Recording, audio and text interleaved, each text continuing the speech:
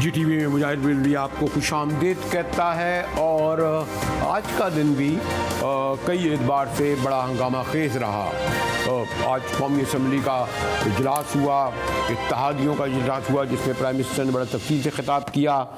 کچھ ہمارے P T I کے ارکان پہنچ گئے پارلیمنٹ کے سامنے، اور آج وہ ڈیڈ لائن بھی ختم ہو گئی جو سپریم کورٹ نے دی تھی، اور کہا یہ جا رہا ہے کہ الیکشن کمیشن کا جو پروسیس تھا وہ بھی جاری ہے۔ حکومتی اتحادیوں کے اجلاس کے بارے میں کہا جا رہا تھا کہ یہ فیصلہ کرے گا حتمی طور پر کہ آئدر اپوزیشن یعنی تحریک انصاف سے گفتگو ہوگی یا نہیں، لیکن نہ صرف مذاکرات کا یا گفتگو کوئی ذکر نہیں آیا، بلکہ بعد میں پرائم منسٹر نے انتہائی تفصیل سے کہا کہ سپریم کورٹ کا وہ فیصلہ جو ہے الیکشن کے حوالے سے کسی طور پر قابل قبول نہیں، پارلیمان بالادست ہے، اور یوں ایسا لگتا ہے کہ جو مذاکرات کی بات نہیں ہوئی جو آج شام کو ہونی تھی، جس کا ذکر ہمارے محترم قمر قاہرہ صاحب نے خود ہمارے انٹرویو میں کیا تھا، وہ بھی آج شام کو نہیں ہو سکی۔ یوں آپ کہہ سکتے کہ مولانا فضل الرحمان کی جیت ہوئی۔ لیکن اس پہلے کہ آگے بڑھوں ذرا دیکھیے گا، قاہرہ صاحب نے کل واضح طور پر یہ کہا تھا کہ اسد کیسر کے حوالے سے کہ ان کے مذاکرات آج شام کسی وقت ہونے ہیں، یعنی شام جو گزر گئی ہونے ہیں تحریک انصاف کے وفد سے، اور یہ حکومتی اتحاد کا ہوگی میٹنگ تحریک انصاف کے مرکزی قیادت سے۔ ہماری پی ٹی آئی کے ساتھ ایک رابطہ ہوا تھا اسد کیسر صاحب کے ذریعے، اور اس کا یہ طے ہوا تھا کہ 26 تاریخ یعنی کل ہم ان سے ملیں گے، اور ان کی میٹنگ جو ہے موسٹ لائکلی آفٹرنون میں شام کو ہوگی ان کے ساتھ۔ اس سے پہلے ہماری اتحادی جماعتوں کی میٹنگ ہوگی۔ آپ کو علم ہے کہ ہمارے محترم قمر قاہرہ صاحب بہت ہی سینئر سیزنڈ اور سنجیدہ رہنما ہیں، انہوں نے بڑی ذمہ داری سے کہا تھا میرے سوال کے جواب میں کہ حکومتی اتحادیوں کا اجلاس ہوگا، اس کے بعد شام کے وقت کہا تھا انہوں نے، غالباً سپہر کے شاید لفظ استعمال کیا ہو، کہ پھر پی ٹی آئی کے وفد سے ملاقات ہوگی، اور آپ نے دیکھا کہ انہوں نے اسد کیسر صاحب کا خاص طور پر ذکر کیا کہ جنہوں نے اس اتحاد کی، اس مذاکرات کی ان سے حامی بھری تھی۔ لیکن آپ یہ دیکھیے کہ میں نے کہا نہ مذاکرات کا ذکر، نہ کوئی پی ٹی آئی سے کسی قسم رابطے کا، بلکہ ہمارے پرائم منسٹر نے انتہائی تفصیل سے اسی موقف کو دہرایا، اسی کا اعادہ کیا جس پر وہ کھڑے ہیں، یعنی الیکشن ایک ہی دن ہوں گے، وقت پر ہوں گے، اور یہ بھی کہا اب تو 14 اگست کا دن آنے والا ہے جب یہ الیکشن ہوں گے۔ تو دیکھیے پرائم منسٹر نے آج کیا کہا۔ ایک دن الیکشن ہونے چاہیے، اور کب ہونے چاہیے اس بارے میں اتحادی پارٹیز کے اندر تو مکمل ایکا ہے اور اتفاق ہے کہ الیکشنز نومبر میں جو بھی اس کی ڈیٹ بنتی ہے، 13 اگست کو پارلیمان کی مدت ختم ہوتی ہے، اور اس کے بعد اگر 90 دن شامل کیے جائیں تو وہ نومبر اکتوبر میں وہ تاریخ بنتی ہے۔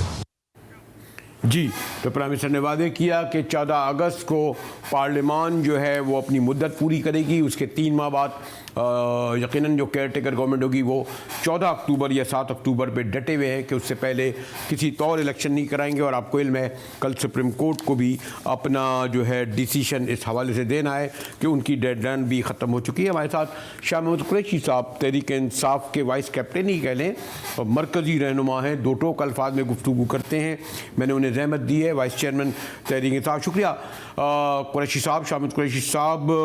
آج کسی وقت ہم نے یہی سنا تھا کہ 4 بجے یا 5 بجے کے لگ بھگ حکومتی اتحاد کا جب اجلاس ہو جائے گا، اس کے بعد تحریک انصاف کے مرکزی قائدین سے ان کے میٹنگ ہوگی، مذاکرات ہوں گے، بات چیت ہوگی، بڑا بریک تھرو ہم نے تو قرار دیا تھا۔ شاہ صاحب اس میں کتنی حقیقت ہے کہ وہ وقت تو گزر گیا، یعنی جو اگر شام کا تھا ہو سکتا ہے رات کو ہو؟ جی شاہ صاحب۔ غلط، جھوٹ بالکل غلط بیانی سے کام لے رہے ہیں۔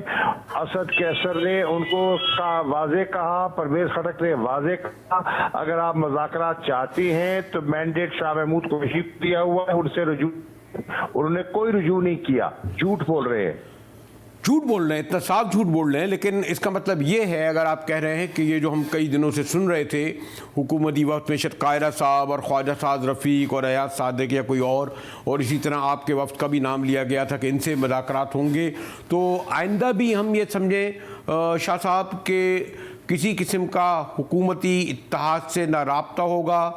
مذاکرات یا ملاقات تو بہت بڑی بات ہے, ڈائریکٹلی یا انڈائریکٹلی. شاہ صاحب کوئی رابطہ نہیں ہے, کوئی رابطہ نہیں ہے, اور کوئی اس میں جسے کہتے ہیں نا صدق کے دل سے کوئی کوشش ہی نہیں کی گئی. صرف یہ راہ فرار اختیار کرنے کے لیے اس دن سپریم کورٹ سے انہوں نے راستہ نکالنے کی کوشش کی. یہ نہ انتخابات چاہتے ہیں نہ مذاکرات چاہتے ہیں. دیکھیں شاہ صاحب, آپ کے تو شاید ساتھی بھی رہے ہوں کسی زمانے میں پیپلز پارٹی کے, اور ایک سنجیدہ بردبار سیاسی رہنما کہلائے جاتے ہیں ہمارے, اور ہیں بھی قاہرہ صاحب, قمر قاہرہ صاحب. اور میں نے گفتگو میں جو ابھی تھوڑی دیر پہلے آپ کے آنے سے پہلے یہ بتایا کہ قاہرہ صاحب نے بہت دو ٹوک الفاظ میں کہا تھا کہ آج مذاکرات ہوں گے. اسد قیصر صاحب کا بھی انہوں نے ریفرنس دیا تھا. تو یعنی میں نے کہا نا کہ کوئی اور اگر حکومتی اتحادی بات کرتا, لیکن قاہرہ صاحب نے یہ کہا. محترم شاہ محمود قریشی صاحب,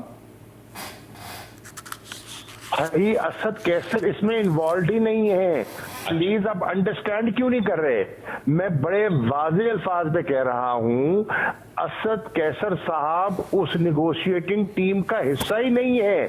یہ چلاکیاں کر رہے ہیں, لوگوں کو گمراہ کر رہے ہیں. اچھا, تلافیاں کر رہے ہیں, گمراہ کر رہے ہیں. اور آپ کی بات اس لیے شاید درست مجھے لگ رہی ہے کہ آج جو حکومتی اتحاد کے اجلاس کے بعد پرائم منسٹر شہباز شریف نے خاصی طویل تقریر کی, اور انہوں نے یہ کہا کہ پارلیمان اپنی مدت پوری کرے گی, یعنی 14 اگست, اور پھر 3 ماہ بعد یعنی اکتوبر ہی میں الیکشن ہوں گے. تو میرے خیال میں یہ تو مجھے اسٹوری ٹو سے ہو سکتا ہے کہ پیپلز پارٹی کا ایک موقف ہو جس کے خلاف فضل الرحمان صاحب ڈٹ گئے تھے اور ان کی رائے کو فوقیت دی گئی, حکومتی اتحاد کا یہی آیا. اسی طرح دیکھا جائے شاہ صاحب؟ عرض یہ ہے, مذاکرات کی ان کی نیت ہی نہیں تھی, نہ کل تھی نہ آج ہے. انتخابات کی ان کی نیت ہی نہیں تھی, نہ کل تھی نہ آج ہے. فنڈز ریلیز کرنے کی ان کی نیت ہی نہیں تھی, نہ کل تھی نہ آج ہے. تو شاہ صاحب پھر وہ جو پنجاب کے ضمنی الیکشن 14 مئی کو ہونے ہیں, اور میں ابھی فالو کر رہا تھا, تو الیکشن کمیشن نے آج رات 12 بجے تک کہا ہے کہ امیدواروں کی فائنل لسٹ دی جائے. یعنی اس حد تک تو ہمیں الیکشن کمیشن غیر جانبدار نظر آتا ہے کہ وہ شیڈول بھی دے رہا ہے, آج نشان بھی الرٹ ہو جائیں گے. تو اس کا مطلب یہ ہوا کہ وہ جو آپ کہتے تھے کہ الیکشن کمیشن حکومت کے دباؤ میں ہے, وہ تو پروسیس جاری ہے. تو آپ کے خیال میں 14 مئی کو یعنی الیکشن ہونے جا رہے ہیں؟ میں سمجھتا ہوں کہ وہ حتمی ہے, ہماری نظر میں تو حتمی ہے. وہ آئین اپنا ایک سپریم کورٹ کا فیصلہ ہے, آئین کی مطابقت سے فیصلہ ہوا ہے. تو اگر لیکن کیونکہ الیکشن کمیشن کا جہاں میں نے یہ کہا کہ ابھی تک غیر جانبدار نظر آ رہا ہے, تو اس سے پہلے ان کا یہ بھی کردار رہا کہ باقاعدہ وہ سپریم کورٹ گئے, انہوں نے کہا نہ ہمارے پاس پیسے ہیں نہ ہمارے پاس سیکورٹی ہے. تو اگر 14 مئی کو الیکشن نہیں کراتے تو وہ کنٹمپٹ یعنی توہین عدالت میں جائیں گے شاہ صاحب؟ بالکل. اچھا, تو شاہ یہ تمام ابہام کے باوجود آپ کو یہ بھی لگتا ہے کہ چلیں یہ 14 اگست کہیں یا 14 اکتوبر کہیں تب بھی الیکشن کریں گے یا نہیں کریں گے؟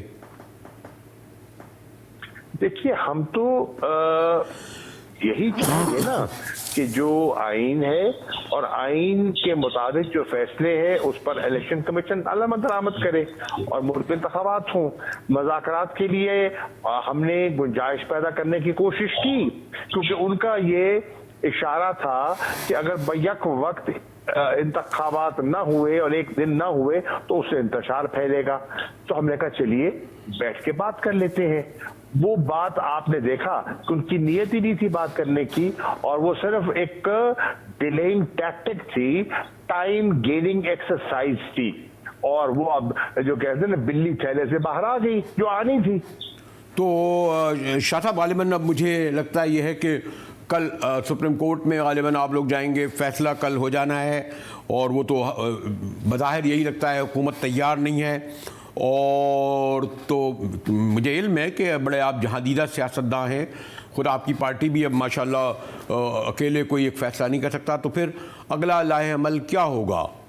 وہی سڑک, دھرنا؟ شاہ صاحب ہم کل جائیں گے عدالت, ہم عدالت پیش ہوں گے, عدالت کے فیصلے کے منتظر ہیں. عدالت نے ایک بڑا ایک واضح موقف لیا ہوا ہے, اس موقف کے ہم منتظر ہوں گے, اور جب وہ موقف آ جائے گا تو اس کے بعد عمران خان سیاسی مشاورت کے بعد اپنے لائے عمل کا اعلان کریں گے. شکریہ شاہ محمود قریشی صاحب. شاہ صاحب نے بالکل دو ٹوک الفاظ میں کہا کہ یہ الیکشن کی طرف جانا چاہتے ہیں, نہ مذاکرات کی طرف, صرف وقت گزار رہے ہیں, اور کل سپریم کورٹ میں جائیں گے تاکہ 14 مئی کو, جیسا کہ سپریم کورٹ نے کہا ہے, حتمی الیکشن ہو. بریک کے بعد آئیں گے تو ہمارے MKM ایک بار پھر اس موڈ میں نظر آ رہی ہے یا کہہ رہی ہے کہ ہم جناب مزید مخلوط حکومت میں نہیں رہیں گے, مسئلہ مردم شماری کا ہے. ملتے ہیں ایک بریک کے بعد.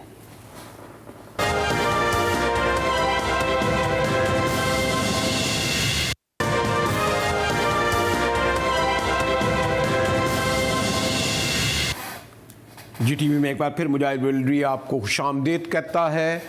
میں یہ تو نہیں کہہ سکتا کہ حکومت نے شاید اس لیے اعتماد کا ووٹ نہ لیا ہو کہ ان کے اتحادی خاص طور پر MKM کے ساتھ ہل رہے ہوں, لیکن بہرحال MKM نے مشروط کیا ہے کہ اگر مردم شماری پر انہیں مطمئن نہیں کیا گیا تو مخلوط حکومت کے ساتھ نہیں چلیں گے. مردم شماری یقیناً سندھ میں کیا پورے پاکستان میں ایک بہت بڑا مسئلہ ہے کہ کہتے ہیں جی بلوچستان میں کوئی 150% کیونکہ بلوچ پشتون مسئلہ اضافہ ہوا, سندھ میں یہ کہتے ہیں کہ جی شہری علاقوں کی کم کر دی گئی, دیہی کی بڑھا دی گئی, اور بیشتر میں کچھ کہہ رہا تھا کہ کوئی 22 لاکھ لوگوں نے کہا کہ جناب ہمارے پاس تو کوئی سرے سے ہمارا گھر گننے آیا ہی نہیں, نام سے سوال کیا. ہمارے ساتھ متحدہ قومی موومنٹ کے سینئر رہنما ڈاکٹر فاروق ستار ہیں, میئر کراچی, اور اب MKM پی کا باقاعدہ بڑے, میں نے کہا نا, مرکزی قائدین میں آتے ہیں. ڈاکٹر صاحب شکریہ, آپ نے وقت نکالا. لیکن ابھی آپ لوگوں کے حوالے سے, سوری ٹو سے, دھمکیاں کہہ لیں, میں اور کوئی لفظ استعمال نہیں کروں گا, کہا جاتا ہے جی ہم حکومت سے نکل جائیں گے, ایک سے کئی بار آپ کہہ چکے ہیں. اب آپ نے کہا ہے کہ مردم شماری کو مشروط کر دیا ہے مخلوط حکومت میں شامل رہنے کو, پھر بھی ابہام پایا جاتا ہے ڈاکٹر صاحب کہ آپ گورنمنٹ نہیں چھوڑیں گے. جی مجاہد بھائی, ایسا ہے کہ کوئی بھی بڑا فیصلہ اگر کبھی ہوتا ہے تو اپنے وقت پر ہی ہوتا ہے نا, اور کم از کم MKM پاکستان اس تاثر کو بھی ایک طرف رکھنا چاہتی ہے جو کبھی کبھی اس کے بہت ہی جائز مطالبات کو جب کاغذوں میں مان لیا جاتا ہے, کسی سمجھوتے میں مان لیا جاتا ہے, لیکن جب اس پہ عمل درآمد کا موقع آتا ہے تو پھر وہاں ٹائم فش ہمیں ہری جھنڈی دکھا دی جاتی ہے. ٹھیک ہے نا, تو ہم ساری حجت پوری کرنا چاہتے ہیں اور ساری حجت پوری کر رہے ہیں, ساری جو بھی آپشنز ہو سکتے ہیں وہ ایگزاسٹ کر رہے ہیں, تاکہ کسی طرح ہم پوری طرح سے اثر انداز ہو حکومت پر, اور کسی غلط کام کے لیے نہیں. ایک بنیادی حق ہے اہلیان کراچی کا اور حیدرآباد کا, ان دو شہروں کا خاص طور پر, جہاں واضح طور پر اعداد و شمار بتا رہے ہیں کہ سپریس کیا گیا فگر کو, اور وہ پاکستان بیورو ہو اعداد یعنی شماریات کا محکمہ ہو, اور اس کے کمشنر ہوں سینسس کے نعیم ظفر صاحب, احسن اقبال صاحب جو مانیٹرنگ کمیٹی کے نگراں ہیں, اور وزیر اعظم پاکستان ہو جو خود انہوں نے بھی ڈیٹیکٹ کر لیا ہے اپنی یہ جو جیو ٹیگنگ سے اور ڈیجیٹل مردم شماری کا کہ یہ 6 ماہ بعد یہ نتائج اور یہ انالیسس آتا ہے, یہ پہلے آ گیا. 32,000 بلڈنگوں میں مردم شماری ہوئی نہیں, 4,000 کچے آبادیوں میں صحیح طرح سے ہوئی نہیں, نئی آبادیاں گلزار اجری اور معمار وہاں نہیں ہوئی. تو یہ 4-5 اچھی بڑی آبادیوں میں فارم تقسیم ہوئے, تو وہ تو نہیں. لیکن ڈاکٹر صاحب ایک پرسیپشن یہ ہے کہ مردم شماری ایک بہانہ ہے, اصل میں تو آپ اس سے سیاسی فائدہ اٹھانا چاہتے ہیں, کیونکہ اس میں آپ جیسے کہتے ہیں جی اس کی ذمہ دار پیپلز پارٹی ہے, سندھ حکومت ہے, ان کا تو کوئی تعلق نہیں. मरदम शुमारी तो वफाक का काम है, उन्हीं के तहत हो रही है, तो इसको तो आप पॉलिटिकल एक्सप्लॉइटेशन ही से मैं कहूँगा कि आप मरदम शुमारी को भी कर रहे हैं। सॉरी टू से डॉक्टर साहब। देखें, मरदम शुमारी वफाकी हुकूमत करा रही है, उसकी बुनियादी जिम्मेदारी है, लेकिन उसने ऑपरेशनल काम, जो अमली काम है गिनती का फील्ड में, house count, house listing, house count और हेड काउंट, जो सरों का शुमार और घरों का शुमार तो सूबाई शुमार कुनंदगान कर रहे हैं ना, उनके ऊपर सुपरवाइजर सूबाई है, उनके ऊपर असिस्टेंट कमिश्नर सूबाई है, उनके ऊपर डिप्टी कमिश्नर सूबाई है। डिप्टी कमिश्नर इंतजामिया वो किसको जवाब देंगे? ईमानदारी से बताएं, वो किसकी बात मानेंगे? वो किसका हुक्म बजा लाएंगे? जो अपनी पोस्टिंग के मरून मिन्नत ब्यूरोक्रेसी, जिस हुकूमत मरून मिन्नत है, जिस वजीर आला के उसी की पॉलिसी, उसी के मफाद, उसी के सियासी मफाद के ख्याल। तो भाई देखें, दो धारी तलवार, कराची हैदराबाद की आबादी कम हमेशा की तरह और बाकी शहरों की आबादी ज्यादा हमेशा की तरह। आपको पता है 50% हिमाचल की आबादी में इजाफा, 30% हाउस होल्ड लाड़काना, 38% कश्मोर, 30% जैकबाबाद और कराची में 7% में इजाफा होता है। मुझे बताएं ना कि कौन सी अकल में आने वाली बात है, वहाँ क्या इन्फ्लक्स हो रहा है, कराची में सैलाब आ गया, लोग कराची से वहाँ चले गए, तो ये सारी बातें हम हुज्जत पूरी कर रहे हैं और वफाकी हुकूमत ने भी इस बात को मान लिया है कि हाँ ये बदनीयती भी इसमें है, सिर्फ अनजाने में नहीं हुआ, बदनीयती भी है, ठीक है ना। इसी तरह देखिए ये नेशनल इशू भी है, इस्लामाबाद और लाहौर में भी ऐसा वो अनजाने में हो सकता है, वहाँ अर्बन रूरल का मसला नहीं है, वहाँ पर नए सिंधी पुराने सिंधी का मसला नहीं है, लेकिन यहाँ और नए सिंधी पुराने सिंधी का मसला नहीं है, मुजाहिद सीधा सीधा वडेरे हैं जो नहीं चाहते कि आप मसनूई आबादी की बुनियाद पर उनका जो तसल्लुत है, इक़्तिदार, वसाइल, इख्तियारात, जमीनों का कंट्रोल, सब कुछ बिला शिरकत लेकिन सिर्फ इन्फ्लेट कर दें, हवा भर दें अपनी आबादी में, डॉक्टर साहब चले को कम कर दें। आपके जो मुतालबा था उसको फिर माना गया ना, और उसमें इजाफा कर दिया गया गालिबन 1 हफ्ते का, और ख़ास तौर पर 8-9 शहरों का, फिर कराची के जैसे सेंट्रल का, साउथ का, जहाँ आप कह रहे थे। तो अब ये जो मुतालबा आपका पूरा हुआ है, मज़ीद जो दिन हुए हैं, तो प्रोसेस आगे बढ़ा है आपकी, किस तरह शिकायतें दूर हो रही हैं ना अब तो? देखिए, हमने तो उनको वादे कर दिया कि हमारा मुतालबा नहीं साथ दे, हमारा मुतालबा है एक एक फर्द को गिना जाए, हमारा मुतालबा है कि पूरी गिनती हो, घरों की भी, अफराद की भी, और ये जब तक नहीं होती, और जो उन्होंने इसमें कमी बेची, इसमें जो खामी थी बड़े पैमाने पर 32,000 इमारतों, कच्ची आबादियां 4,000 और नई बस्तियां, उन्होंने खुद इसको अपने सिस्टम में डिटेक्ट कर लिया, मालूम कर लिया, पता चला लिया। जब पता चला लिया तो फिर उसको दुरुस्त करना, एक एक इमारत को फिर गिनना, एक एक इमारत के एक एक फ्लैट को गिनना, एक एक आबादी को गिनना, एक एक नई बस्ती के घरों को गिनना और उनके अफराद। तो ये तो मरदम शुमारी वालों, और कैसे गिनना, उन्हीं इन्यूमरेटर से गिनना, उनके ऊपर सख्त निगरानी करके दोबारा गिनवाना या थर्ड पार्टी ऑडिट कराना। अब ये तो उनको ढूंढना है रास्ता। तो आप इसका सारी जिम्मेदारी प्रोविंशियल गवर्नमेंट यानी पील पार्टी की हुकूमत में डाल रहे हैं, वफाक को आप इस पे नहीं, जो आपके कहने के मुताबिक मरदम शुमारी करने का मजाज तो वफाक है, उसी के ज़ेर तहत हो रही है। अब ये अलग बात है कि कोई अब आप कहें कि यकीनन आपका ख्याल होगा कि बाहर के सूबों से ला के KP से, बलूचिस्तान से ला के वो लोग ये मरदम शुमारी करें। देखिए, उनकी जो बुनियादी गलती, हमने मरदम शुमारी से पहले कहा था कि पंजाब के या KP के महकमा तालीम के लोग भेज दें, हम समझते हैं कि गैर जानिबदारी और इंसाफ के साथ ये चीज़ हो जाएगी।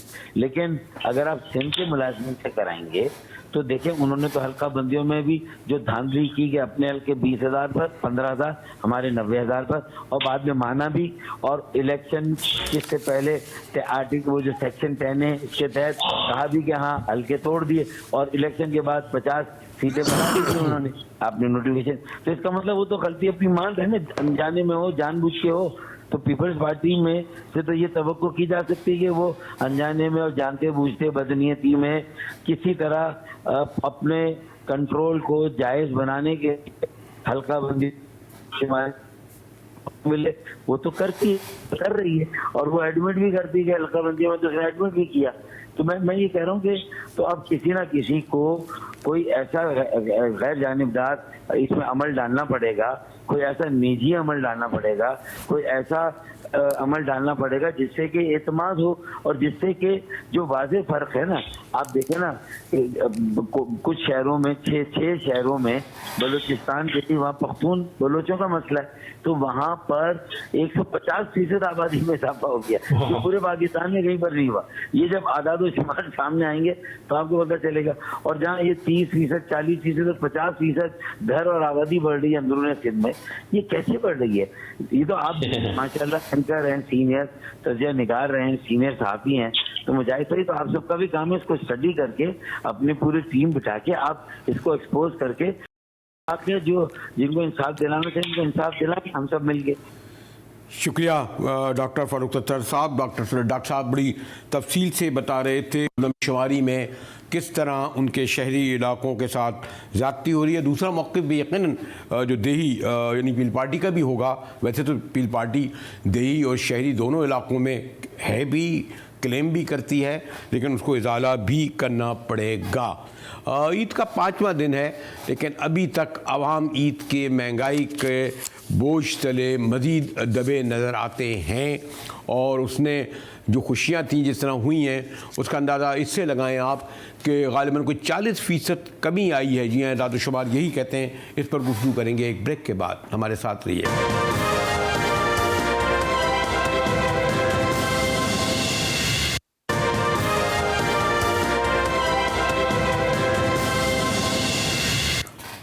جی ٹی وی میں ایک بار پھر مجاہد ولی آپ کو خوش آمدید کہتا ہے. اور یقیناً اس وقت پاکستان معاشی طور پر انتہائی سنگین دوراہے پر ہے, اور سب سے بڑا مسئلہ یقیناً مہنگائی ہے.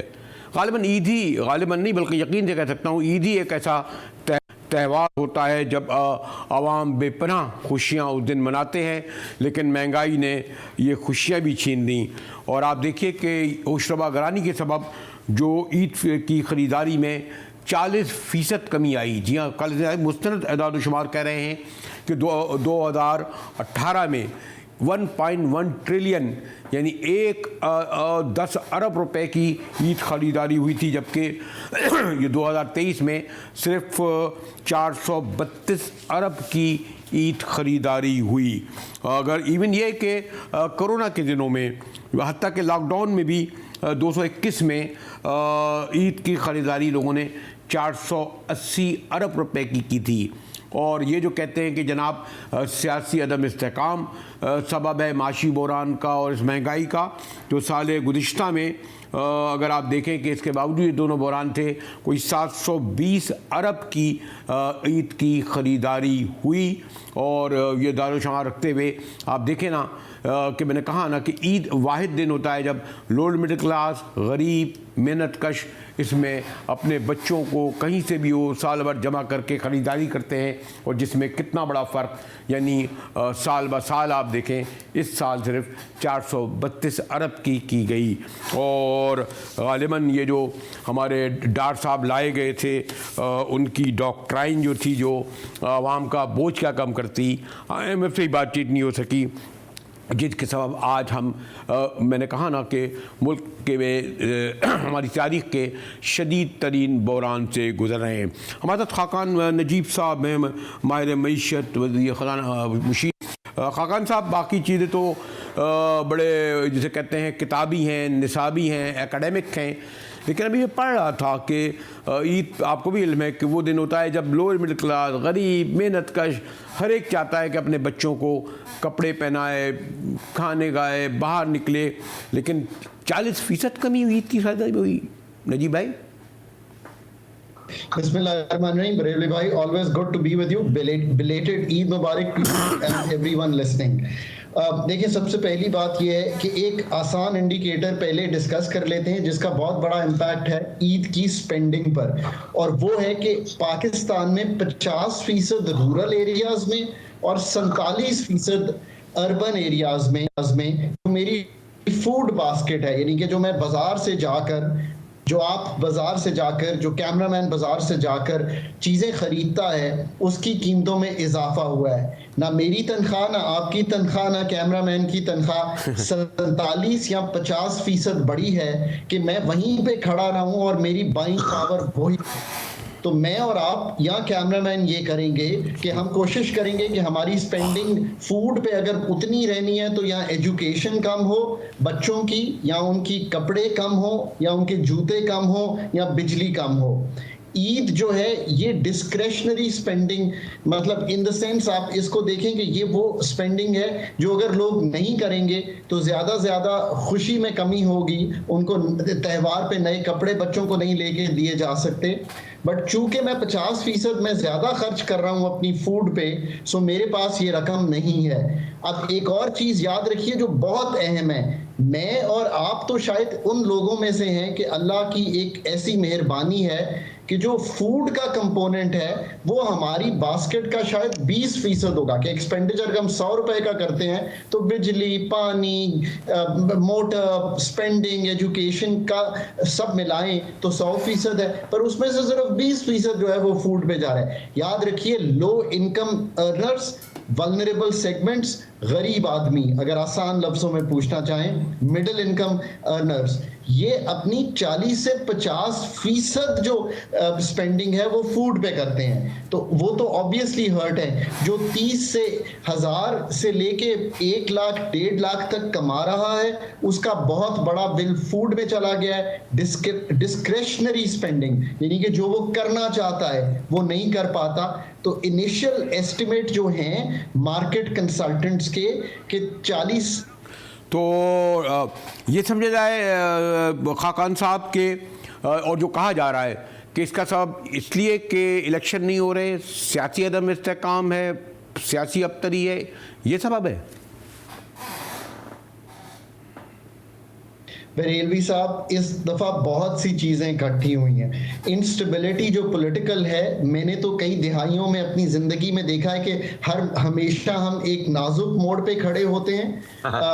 جو انسٹیٹیوشنز ہیں ان کی آپس میں وہ کمفرٹیبل ریلیشن شپ نہیں ہوتا. یہ تو میں نے کئی دہائیوں سے دیکھا ہے. پر ایک چیز ایز اے پولیٹیکل اکانومسٹ میں یہ گزارش کروں کہ مختلف ہے. انسرٹنٹی آف الیکشن سائیکل بہت اس وقت پلے کر رہی ہے ان سب چیزوں میں. یہ کہ الیکشن وایا 14 مئی کو ہونے ہیں واقعی, یا اکتوبر میں جا کر ہونے ہیں, یا ان بٹوین ہونے ہیں, کیا ہمارے نیشنل اور پروونشل کے اکٹھے ہونے ہیں, کیا انٹرپریٹیشن آئے گی 21 ارب کی جو ریلیز ہونے تھے پیسے. یہ سب چیزیں ایک انسرٹنٹی کریٹ کر رہی ہیں. انسرٹنٹی جب بھی ہوتی ہے تو میں یہ کوشش کرتا ہوں کہ میں اپنی سپینڈنگ کم کروں. ایک عام آدمی کی اگر آپ سوچ دیکھیں, اور وہ اس لیے کم کروں کہ کل کو مجھے کوئی ضرورت نہ پڑے, کل کو یہ نہ ہو کہ ایک ڈسٹربنس ایسی ہو کہ میں خرید نہ سکوں کوئی چیز. اور اجناس کی قیمت اس لیے بڑھ رہی ہے کہ پاکستان میں چونکہ اجناس کم ہوئیں, فلڈز کا بھی امپیکٹ آیا, ہماری پیداواری صلاحیت بھی خراب ہوئی. یہ دوسری امپورٹنٹ چیز ہے. پر ہم جب امپورٹ کر رہے ہیں تو یاد رکھیے کہ روپیہ آج 284 روپے. پچھلے سال جب آپ یہ امپورٹ کر رہے تھے اور ایکسپورٹ کر رہے تھے چیزیں تو روپیہ 170 تھا. تو جو فیول جو اجناس کی امپورٹ ہونی ہے ایکسٹرنلی, آپ سوچئے کہ 170 سے 280 کتنا زیادہ آپ کو پے کرنا پڑ رہا ہے روپاؤں میں انہی چیزوں کو منگوانے کے لیے. اور ساتھ ساتھ دنیا بھر میں بھی قیمتیں بڑھیں بیکاز آف یوکرین وار. یہ 3 عوامل نے مل کر ایک عام آدمی کا جو ذہن ہے وہ اس طرح بنایا کہ میں سپینڈنگ نہ کروں. سو آپ کی بات درست ہے کہ it is beyond the political instability that is happening. اسی لیے بریلوی صاحب میں نے ہمیشہ کہا ہے کہ آج بھی پاکستان کو چارٹر آف سرٹنٹی کی ضرورت ہے. اور اس سے میرا مطلب یوں ہے کہ پاکستان کے جو لیڈرشپس ہیں پاکستان کی جو اسٹیبلشمنٹ ہے اور پاکستان کی جو جوڈیشری ہے، میں ان کا نام اس لیے لیتا ہوں کہ یہ بیک سٹاپ کرتے ہیں جو دو ادارے ہیں پاکستان کے پروسیسز کو. ان کو یہ طے کرنا پڑے گا کہ پاکستان میں سرٹنٹی کیسے کریٹ ہو کہ الیکشن سائیکل کی کلیئرٹی آئے. اور یاد رکھیے کہ آپ کی جو ملٹی لیٹرلز یعنی کہ ورلڈ بینک ADB کی فائنینسنگ ہے وہ پروجیکٹس پہ ہو، وہ پروگرام لونز پہ ہو، وہ کئی دفعہ سلو اس لیے ہو جاتی ہے کہ پروسیسز پاکستان میں سلو ہو جاتے ہیں. خاقان صاحب، آپ نے تو جو فیگر فیکٹس دے رہے ہیں وہ تو بڑے خوفناک ہیں، بڑے اور اعداد و شمار ہوتے ہی رتلس ہیں. تو یہ تو تمام وہ انڈیکیٹر ہیں جس کا مطلب یہ کہ ہم جیسے ڈیفالٹ کی طرف جا رہے ہیں. ڈالر کو 300 روپے پہ، پیٹرول بھی تقریباً 300 روپے پہ، مہنگائی غالباً 45%، اور جو عید میں نظر بھی آ رہی ہے. تو سری لنکا کو تو ڈیفالٹ کر دیا گیا تھا، اور بھی کئی ممالک کو، بنگلہ دیش بھی جا رہا تھا، اسے تو IMF نے نکال لیا. تو ہم اس کے قریب ہیں. گورنمنٹ نہیں مان رہی کہ اس طرح کا مسئلہ ہے کوئی.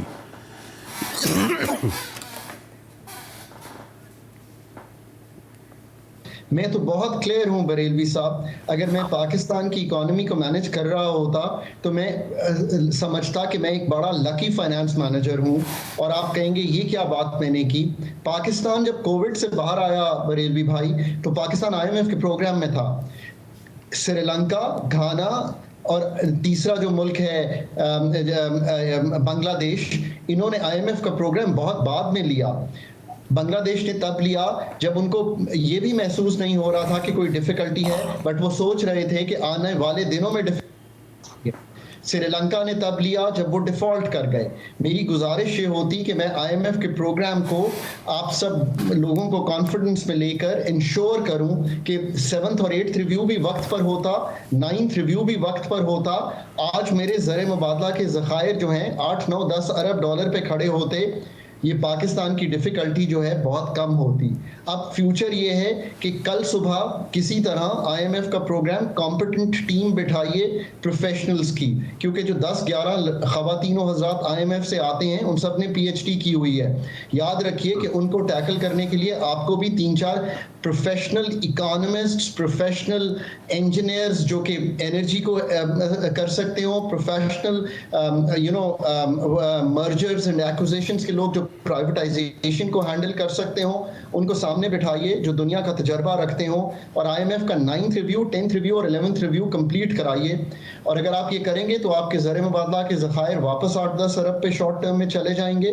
اور اگر 8-10 ارب ڈالر پہ چلے جائیں گے تو روپے پہ جو پریشر ہے وہ ٹوٹ جائے گا. ایک اچھا بجٹ بنائیے، ایکسپینڈیچر ریفارمز کیجئے تاکہ آپ کا فسکل مالیاتی خسارہ کم ہو. یہ 2 چیزیں ہی کر لیں اور پھر نئی حکومت جب آئے تو وہ ایک نیا پلان سامنے رکھے کہ کیا پاکستان کا اگلے 3 سال کا فیوچر IMF کے ساتھ، اور جو سٹرکچرل یعنی کہ ہم نے بنیادی کام جو کرنے ہیں، چاہے وہ انرجی سیکٹر میں ہو، ایگریکلچر سیکٹر میں ہو، انڈسٹریل سیکٹر میں ہو، ٹریڈ میں ہو، وہ کیا ہوں گے. جو ممتاز ماہر معیشت ہمارے خاقان نجیب صاحب بہت ہی تفصیل سے اور بہت ڈیٹیل سے مستند حوالوں سے بتا رہے تھے کہ معیشت کے اسباب، بنیادی طور پر ان کا کہنا تھا الیکشن کے بغیر یہ عدم استحکام رہے گا اور اس سے یہ مہنگائی سمیت معاشی مسئلہ حل نہیں ہوگا. اسی کے ساتھ ہی GTV سے مجاہد بریلوی کو اجازت دیجیے.